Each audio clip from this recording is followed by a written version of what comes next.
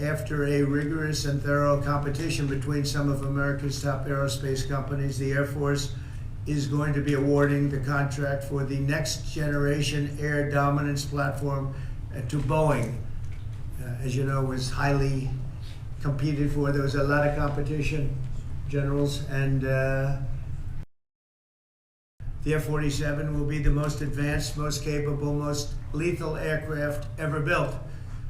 An experimental version of the plane has secretly been flying for almost 5 years, and we're confident that it massively overpowers the capabilities of any other nation. There's no other nation. We know every other plane.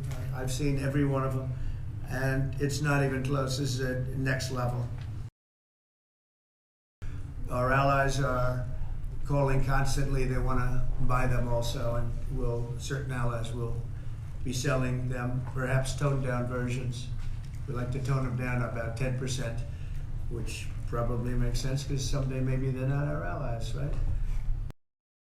Mr. President, because of your leadership, your clarity, America is going to have generations in the future of air dominance because of this 6th generation fighter.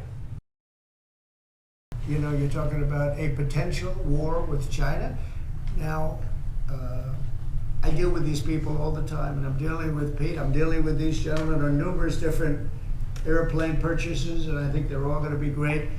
But I don't want other people anybody seeing potential war with China.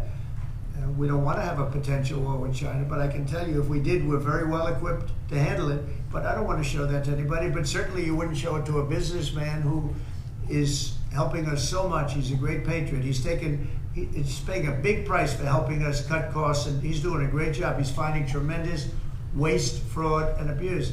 But I certainly wouldn't want, Elon has businesses in China, and he would be susceptible perhaps to that. Elon Musk is an innovator. Elon Musk provides a lot of capabilities our government and our military rely on, and I'm grateful for that. We welcomed him today to the Pentagon to talk about DOGE, to talk about efficiencies, to talk about innovations. It was a great informal conversation. The rest of that reporting was fake. There was no war plans, there was no Chinese war plans, there was no secret plans. That's not what we were doing at the Pentagon. I might add that I think Elon, if they ever wanted to do that, I think Elon wouldn't do it. I think he wouldn't do it. He wouldn't want to put himself in that position. Yeah, I think we're going to have a ceasefire on a lot of areas, and so far that's all held very well.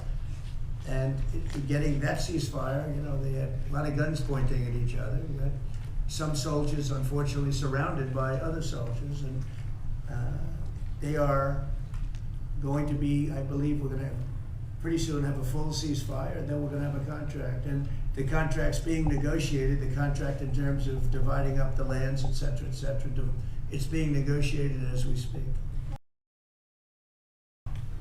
I've dealt very well with both gentlemen, and we have, I think we have the confines of a deal. I hope we have the confines of a deal. I'm doing it for 2 reasons.